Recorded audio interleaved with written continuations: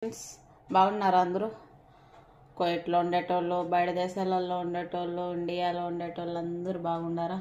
అందరూ బాగుండాలని నేను మనస్ఫూర్తిగా దేవుణ్ణి అయితే కోరుకుంటున్నా.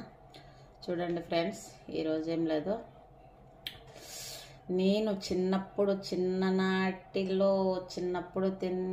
తిండి గుర్తొస్తుంది. ఈరోజు ఇంట్లో కూరకి ఏమి గంటేవు, వట్టి చేపలు ఉన్నాయి. ఎండ చేపలు అంటారు, వట్టి చేపలు అంటారు కదా.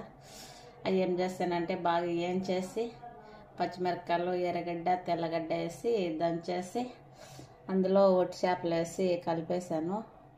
మా మాటలలో అయితే వట్టి చేపల పొడి అంటుంది మా అమ్మ. దీని మేము పిల్లప్పుడు మా అమ్మ అలాగే చేసేది, ఏం కూరలు లేనప్పుడు భిన్న వట్టి చేపలు వేసి పచ్చిమిరపకాయలు అవి వేసి వట్టి చేపల పొడి లాగా చేసి వేడి వేడి అన్నం చేసి మేమందరము 7 మంది అక్కల చెల్లెళ్ళము, ఒక తమ్ముడు, అందరికీ మంచి కూరంత గిన్నెలు వేసేసి ఉడుకుడికి అన్నం పెట్టేసేసేది మా అమ్మ.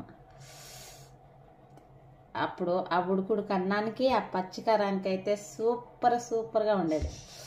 ఈ రోజులు మారిపోయినాయి కాబట్టి చూడండి, ఇదే పచ్చికారం ఏమో లేనని చేశాను నేను.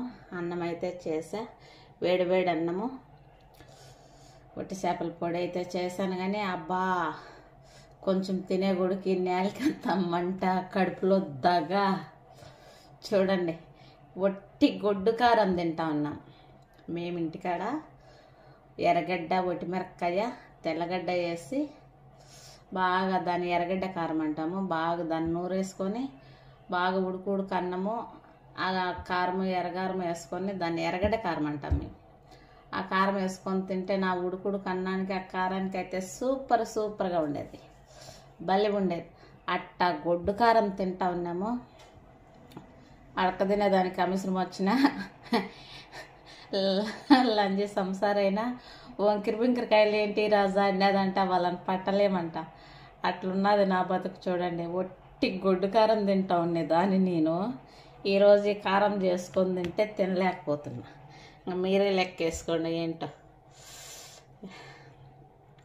ఎంత కారమో.